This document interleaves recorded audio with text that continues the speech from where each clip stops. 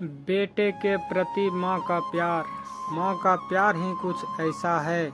आदित्य ने बैग से शॉल निकाला और वह कुछ सोचने लगा।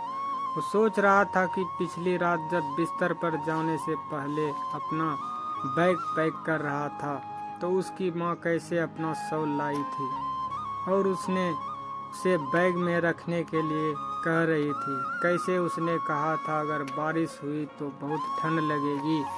करीब 1 घंटे से अधिक समय से ट्रेन एक छोटे से स्टेशन पर खड़ी थी। ट्रेन में बैठे बैठे आदित्य का धैर्य जवाब दे रहा था। अजीज होकर वह अपनी सीट से उठ खड़ा हो गया। वह पता लगाना चाहता था कि आखिरकार ट्रेन इतनी देर से एक ही जगह पर क्यों खड़ी है। वह अपनी सीट से उठकर गेट के पास गया। उसने बाहर देखा कि यहाँ तो बारिश हो रही है। फिर आदित्य वापस अपनी सीट पर जाकर बैठ गया और अपने सिर के नीचे बैग रख कर लेट गया। काफ़ी देर बाद उसे धीरे धीरे नींद लगने लगी थी।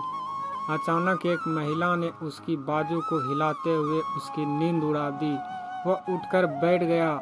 इसी बीच उसकी नज़र एक अधेड़ उम्र की महिला पर गई। वो मैले कुचैले और गंदे कपड़े पहने हुई थी और अपने हाथ में अपना हैंडबैग पकड़ी हुई थी। ट्रेन स्टेशन से बाहर निकल चुकी थी और अपनी रफ्तार पकड़ चुकी थी। नींद में आदित्य को इस बात की तनिक भनक भी नहीं लगी कि कब उसका हैंडबैग उसके सिर के नीचे से फिसलकर नीचे फर्श पर गिर गया था। आदित्य ने फटाक से अपना बैग उस महिला के हाथ से ले लिया और चेक करने लगा कि कहीं उसका पर्स और अन्य सामान गायब तो नहीं है। ज्यों ही उसने अपना बैग खोला तो अंदर अपनी माँ का शॉल देखकर आश्चर्यचकित रह गया। बैग में सारे सामान व्यवस्थित तरीके से रखे हुए थे। आदित्य ने बैग से शॉल निकाला और वह सोचने लगा कि पिछली रात जब बिस्तर पर जाने से पहले बैग पैक कर रहा था तो उसकी माँ कैसे अपना शॉल लाई थी और उसे बैग में रखने के लिए कह रही थी। कैसे उसने कहा था अगर बारिश हुई तो बहुत ठंड लगेगी। उसे अच्छी तरह मालूम है कि कैसे वो माँ पर नाराज हुआ था और गुस्से में शॉल को बैग से बाहर निकाल कर रख दिया था, मगर यह शॉल अभी भी उसके साथ था। वह मन ही मन सोचने लगा शायद माँ ने मेरे सो जाने के बाद इसे वापस रख दिया होगा। कुछ वक्त बाद जब आदित्य पानी लेने उठा तो उसने देखा कि उसका शरीर तो बुखार से गर्म हो रखा है। खुद को असहाय महसूस करते हुए उसने तुरंत अपनी माँ को कॉल किया और बोला, माँ कल रात तुम मुझे कुछ मेडिसिन का पैकेट देना चाह रही थी।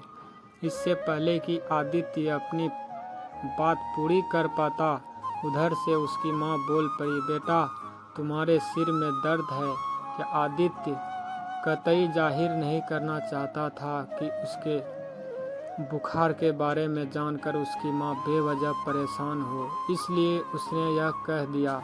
हाँ माँ। उसकी माँ बोली, मैंने तुम्हारे हैंडबैग की सामने वाली जेब में दवा का पैकेट रख दिया है। तुम उसमें से निकाल कर सिर दर्द की एक गोली ले लो और वहाँ मैंने पैकेट में बुखार की दवा भी रख दी है, शायद कुछ खा लो। सुनो, मैं तुम्हारे बैग में एक सैंडविच पैकेट भी रख दिया है। आदित्य कुछ घंटे बाद सोकर उठा तो पहले से काफ़ी बेहतर महसूस कर रहा था। जैसे ही वह अपने पैर फैलाने के लिए उठा तो उसकी नज़र गलियारे के पास बैठी एक महिला पर पड़ी। उसने अपने बच्चे को गोद में ले रखा था। खिड़की से ठंडी हवाएं आ रही थी। उसके शरीर पर कपड़े, फटे पुराने कपड़े इस ठंड से बचने के लिए नाकाफ़ी थे। आदित्य ने गौर से देखा तो पाया कि अरे ये तो वही महिला है जिसने उसे पहले जगाया था और उसका बैग लौटाया था। बिना सोचे समझे आदित्य ने बैग से अपनी माँ का शॉल बाहर निकाला और ठंड से कांप रहे बच्चे को ओढ़ा दिया। उसने देखा कि बच्चा कैसे अब सुकून से सो गया। आदित्य सोचने लगा, वह एक नहीं बल्कि 2 माताओं के प्यार और स्नेह की चादर से लिपटा हुआ था। माँ के प्यार की तपिश ही कुछ ऐसी है।